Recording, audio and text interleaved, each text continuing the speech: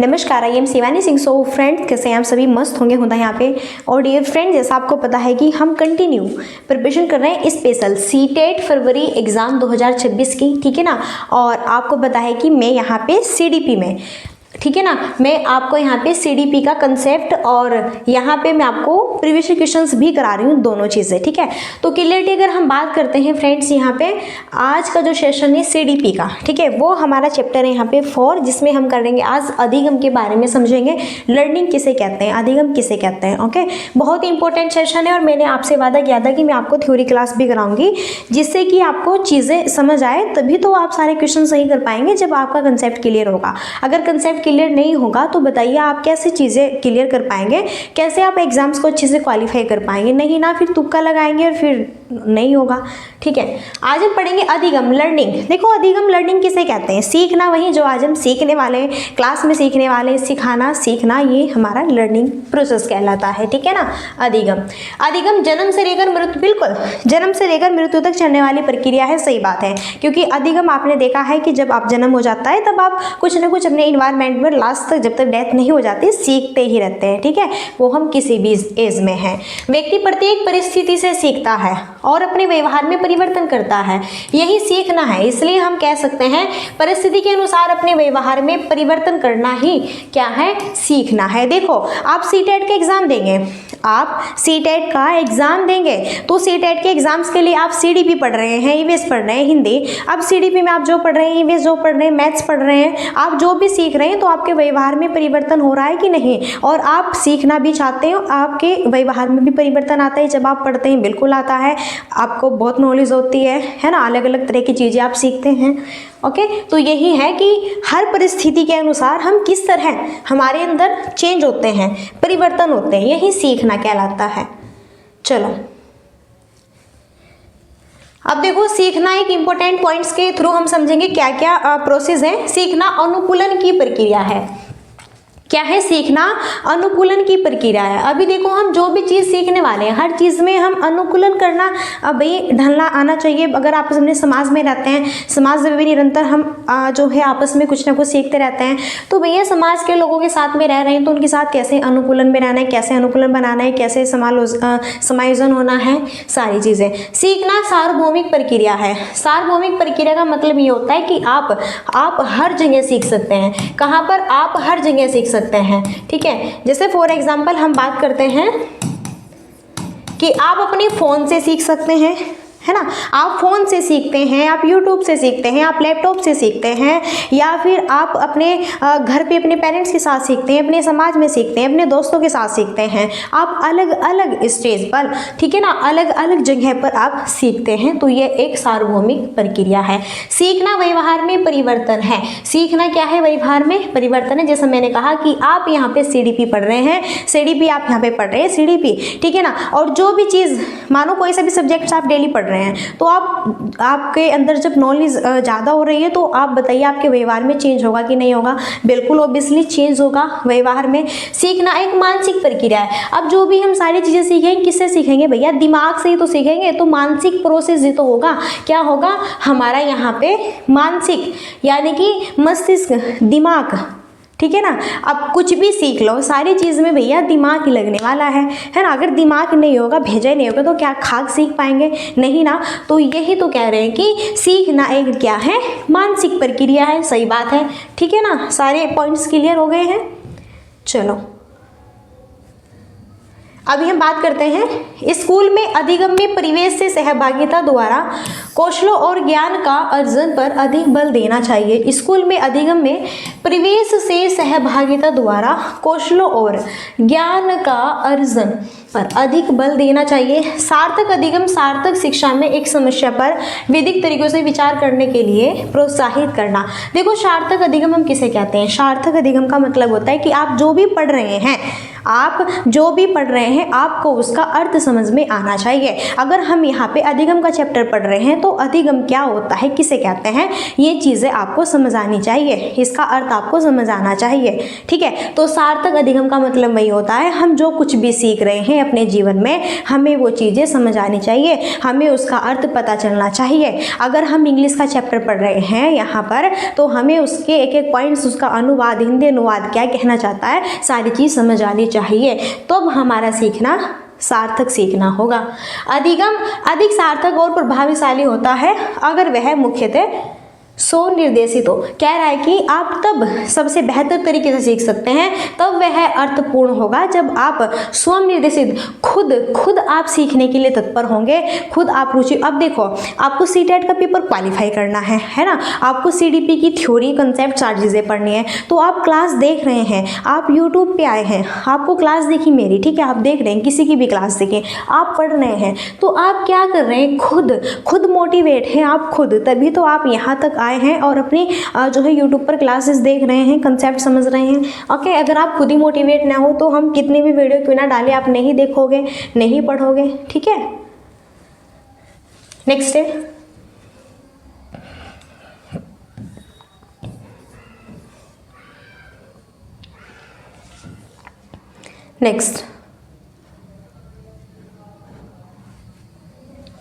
Next प्रारंभिक कक्षाओं में शिक्षण अधिगम प्रक्रिया के लिए करके सीखने का दृष्टिकोण बेहतर है। देखो, प्रारंभिक कक्षाओं में 1 से 5 की अगर बात करें, शिक्षण अधिगम प्रक्रिया में करके सीखने का दृष्टिकोण सबसे बेहतर है। जी हाँ, देखो ये बात इंपॉर्टेंट भी है, जब तक आप खुद करके नहीं सीखेंगे, लर्निंग बाय डूइंग, जब तक आप खुद नहीं सीखेंगे, खुद नहीं करेंगे, खुद से मोटिवेट नहीं होंगे, खुद एक्टिविटीज नहीं करेंगे तो कैसे सीख पाएंगे। बिल्कुल सही बात है। अधिगम के लिए विद्यालय के सामाजिक अवसरों में भागीदारी महत्वपूर्ण है। अधिगम के लिए विद्यालय के सामाजिक अवसरों में भागीदारी, अब आप देखो, सीख आप हर जगह सकते हैं, स्कूल में सीखते हैं, अपने घर पे सीखते हैं, अपने समाज में सीखते हैं, दोस्तों में सीखते हैं, आस पड़ोस में सीखते हैं, किसी के पास भी आप खड़े हैं, बैठे हैं, कहीं पर भी है, किसी भी माहौल में है, गलत या फिर सही, आप हर जगह से कुछ ना कुछ सीखते ही हैं। ठीक है ना। चलिए, अधिगम मुख्य रूप से एक सामाजिक क्रिया है। अधिगम देखो, सीखना है क्या है, सामाजिक क्रिया है, बिल्कुल सामाजिक क्रिया है, सोशल। अब आप खुद देखो, खुद अकेले, क्या आप अकेले ही जीवन में सारी चीज़ें कवर कर लेंगे, सीख लेंगे? क्या अकेले ही आप आए हैं और अकेले ही आप चले जाएंगे सारी चीज़ करके? नहीं ना। आप यहाँ पे कैसे चला जाता है, कैसे उठते हैं, कैसे बैठते हैं, कैसे लेटा जाता है, कैसे खाते हैं, आप स्टार्टिंग से सारी चीज़ें दूसरों को देख कर ही तो सीखते हैं। तो दूसरी सब क्या है, ये समाज है। ओके, प्रभावी अधिगम के लिए शिक्षार्थी की सक्रिय भागीदारी की आवश्यकता होती है।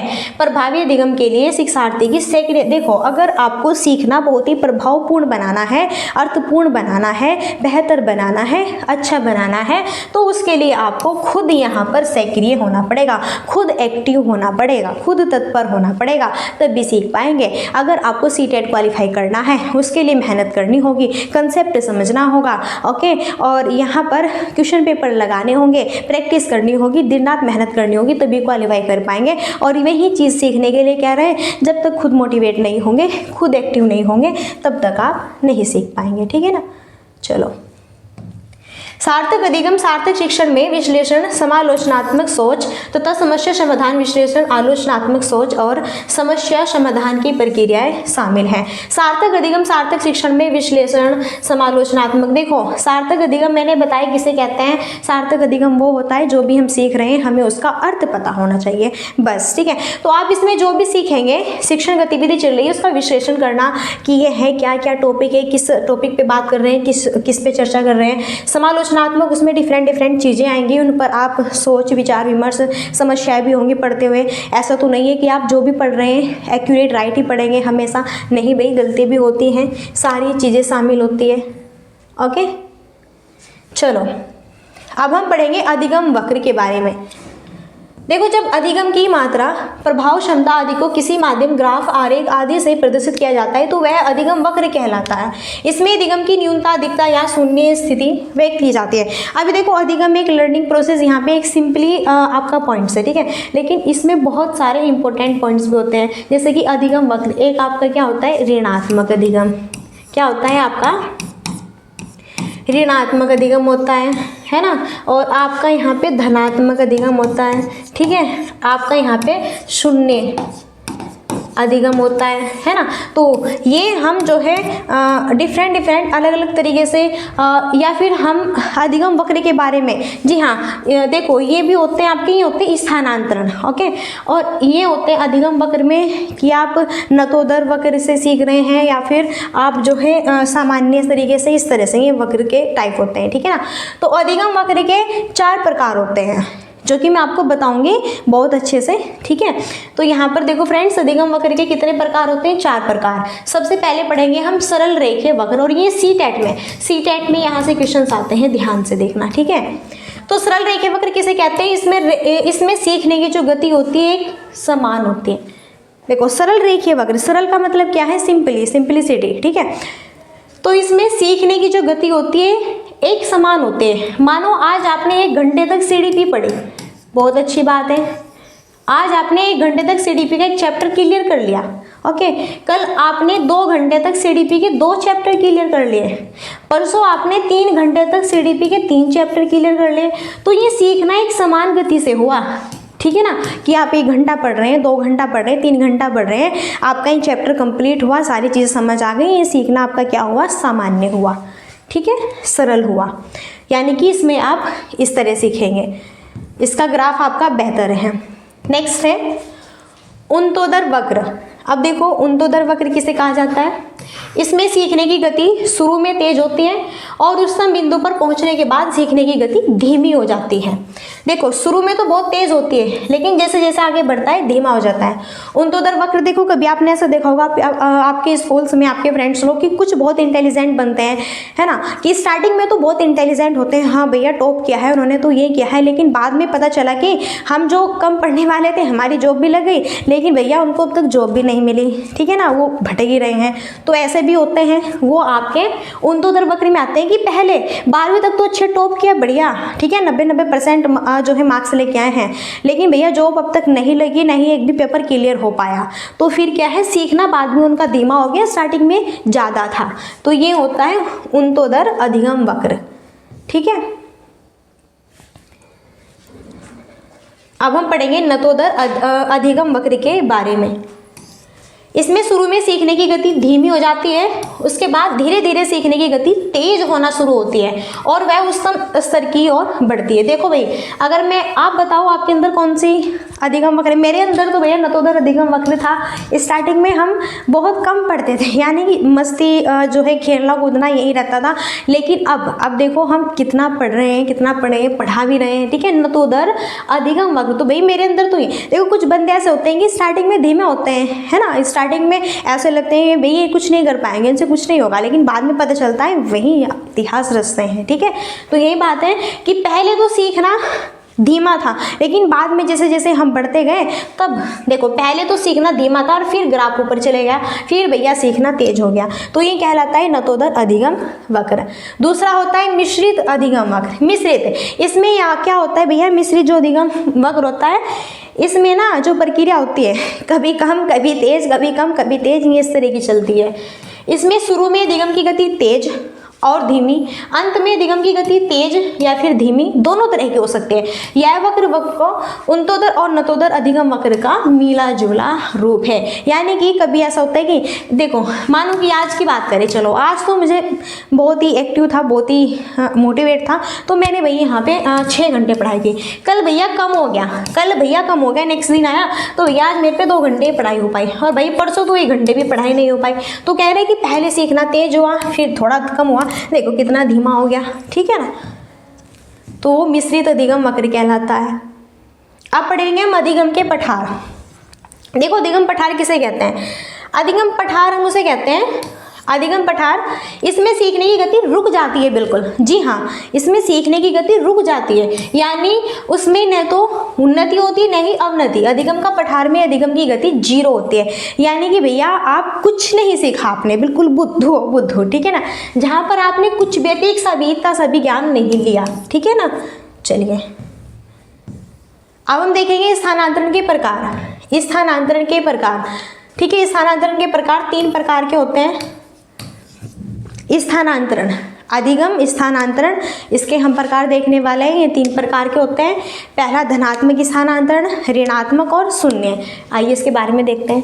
देखो, धनात्मक स्थानांतरण, पॉजिटिव ट्रांसफर ऑफ लर्निंग, किसी कार्य को करने का ज्ञान, योग्यता अथवा अनुभव जब अन्य कार्यों को करने में सहायक होता है तब इसे सीखने का धनात्मक स्थानांतरण माना जाता है। जैसे गणित, भाषा का ज्ञान, विज्ञान, भाषा सीखने में सहायता प्रदान करने के कारण धनात्मक स्थानांतरण कहलाता है। कि देखो, धनात्मक स्थानांतरण हम उसे कहते हैं कि जब मानो कि आप अब जो है सीटेट के लिए सीडीपी पढ़ रहे हैं, अब सीटेट के लिए आप सीडीपी सीख रहे हैं, कल अगर आपकी यहाँ पे भर्ती आएगी सुपर टेट वाली, तो बताइए क्या सीडीपी वहाँ पर आपके काम आएगी? नहीं आएगी? बिल्कुल आएगी। आप जो भी सीटेट के लिए पढ़ रहे हैं, क्या वो आपका टीचिंग लेवल में कार्य करेगा? नहीं करेगा? बिल्कुल करेगा। और आप मैथ में जो यहाँ पे सम्स करते हैं, तो साइंस में बताइए मैथ में फॉर्मूले काम आते हैं कि नहीं आते हैं? तो यहाँ पे सीखना क्या कि जब हम एक क्षेत्र से दूसरे क्षेत्र में भी सीखना, हमारा वो पहले क्षेत्र का काम आ रहा है, ठीक है, वो हमारा धनात्मक स्थानांतरण होता है। एक होता है भैया ऋणात्मक स्थानांतरण। इसका मतलब होता है किसी कार्य को करने का ज्ञान, योग्यता अथवा अनुभव जब दूसरे कार्य को करने में घातक होता है तब इसे सीखने का ऋणात्मक स्थानांतरण कहा जाता है। जैसे यदि किसी अमेरिकन जिसने ज़िंदगी भर लेफ्ट साइड से गाड़ी चलाई है और अगर वो अपने भारत आ गया तो राइट साइड से गाड़ी उसे चलानी पड़ेगी, तो उसका पहला प्रशिक्षण इस स्थिति में प्रॉब्लम क्रिएट करेगा। देखो, अब हम बात कर रहे हैं बहुत ही इंपॉर्टेंट जो है यहाँ पे फैक्ट्स की, ऋणात्मक स्थानांतरण। ओके, ऋणात्मक स्थानांतरण हम उसे कहते हैं जहाँ पे एक क्षेत्र का सीखा हुआ दूसरे क्षेत्र में प्रॉब्लम क्रिएट कर सकता है। मानो यही देखो, अमेरिका में ज़्यादातर जो गाड़ी है ना, वो आपकी लेफ्ट साइड से चलाते हैं। अमेरिका के जो बंदे हैं वो लेफ्ट साइड से गाड़ी चलाते हैं और हमारे इंडिया में तो जो है राइट साइड से गाड़ी चलाते हैं। अगर अमेरिकन का बंदा इंडिया में आकर के, ठीक है ना, तो भैया वो राइट साइड से गाड़ी चलाएगा तो उसे प्रॉब्लम क्रिएट होगी। बिल्कुल, अतः इसे ऋणात्मक स्थानांतरण भी कहा जाएगा। ठीक है ना। क्यों यहाँ पर आपका ये जो है ऋणात्मक स्थानांतरण कहलाता है, ये सारी चीज़ें क्लियर हुई। नेक्स्ट है शून्य स्थानांतरण। सीखने की प्रक्रिया में जब पूर्व अनुभव न तो सहायक होता है न ही बाधक होता है, तो वहाँ पर अधिगम का शून्य स्थानांतरण पाया जाता है। जैसे हिंदी सीखने के बाद खाना बनाना सीखना। शून्य स्थानांतरण का मतलब होता है कि भैया आप इस फील्ड में जो सीख रहे हैं वो दूसरे फील्ड में बिल्कुल भी काम नहीं आएगा। आप दूसरे फील्ड में जो सीख रहे हैं पहले फील्ड में कुछ भी काम नहीं आएगा। शून्य है, जीरो है यहाँ पर, ठीक है ना। यहाँ पर आपका अनुभव दूसरे वर्ग में बाधा डालेगा या फिर कुछ कार्य नहीं होगा, शून्य स्थानांतरण। अब आप बताओ, हिंदी सीखी, हिंदी में ग्रामर पढ़ रहे हैं, खाना बनाने में क्या ग्रामर के फॉर्मूले लगाने पड़ेंगे तब खाना बनेगा? बताइए। तो अभी आपने अगर हिंदी सीखी और हिंदी सीखने के बाद अगर आप खाना बनाना सीखेंगे तो क्या दोनों की नॉलेज सेम होगी? नहीं ना भैया, हिंदी अपनी जगह है, खाना बनाने की प्रोसेस अपनी जगह है। ओके, तो यहाँ पे सीखना, देखो आपने हिंदी सीखी, बिल्कुल सही बात है, आपने खाना बनाना सीख रहे हैं, लेकिन सीखना शून्य स्थानांतरण हुआ, ठीक है ना। दोनों एक दूसरे की हेल्प में नहीं हुए, ठीक है ना। चलिए फ्रेंड्स, तो ये हमारा अधिगम का चैप्टर था, बहुत ही बेस्ट, ग्रेट, मस्त। यहाँ पे आई होप समझ भी आया होगा, ठीक है ना। तो पहले छोटे छोटे पॉइंट्स, ये कंसेप्ट क्लियर करने होंगे, तभी तो जाके आप क्वालिफाई कर पाएंगे अच्छे तरीके से। तो चलिए फ्रेंड्स, अब यहीं पर हम अपनी वाणी को देते हैं विराम। और अगर आपके कोई डाउट्स हैं कुछ भी और ये पीडीएफ चाहिए तो आप जो है व्हाट्सएप पे मैसेज कर सकते हैं 7505890761। तो ग्रुप में ऐड कर देंगे, फ्री में ये जो मैंने पढ़ाया है ये सब कंटेंट फ्री में आपको पीडीएफ के भी रूप में मिल जाएगा, ठीक है ना। तो कोई चिंता करने वाली बात नहीं है। तो अब यहीं पर हम अपनी वाणी को देते हैं विराम और मिलते हैं नेक्स्ट सेशन में। और तब तक के लिए so thanks for watching, keep study and bye bye, take care, Jai Hind, जय भारत, नमस्कार।